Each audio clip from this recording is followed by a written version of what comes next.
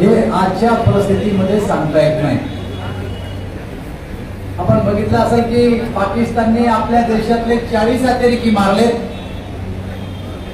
आणि देशामध्ये प्रचंड रोष निर्माण झाला। दानवेनं आताच जे शहीद आमचे जवान झाले त्यांना सरळ सरळ अतिरेकी म्हणून भाषा वापरलेली आहे।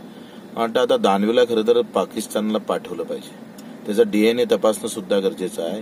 या 5-6 वर्षात ते पाकिस्तानला गेले होते की काय याची तपासणी करणं गरजेचं आहे। सातत्यानं असा वादग्रस्त बोलाचं विषय चर्चेला आणायचा आणि भाजपावाले मात्र त्याचा कुठल्याही प्रकारची कारवाई करायची नाही।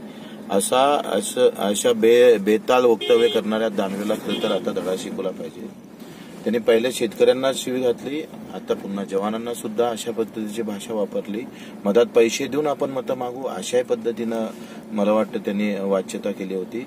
म्हणून आता यांना मत मारताना हा देशद्रोहच ठरेल।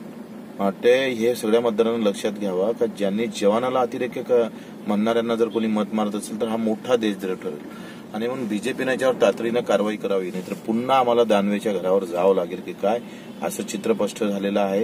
त्यानं नाक घासून माफी मागितली पाहिजे ज्येष्ठांसमोर, तिरंगा घेऊन त्यानं माफी मागणं, नाक घासून माफी मागणं गरजेचं आहे।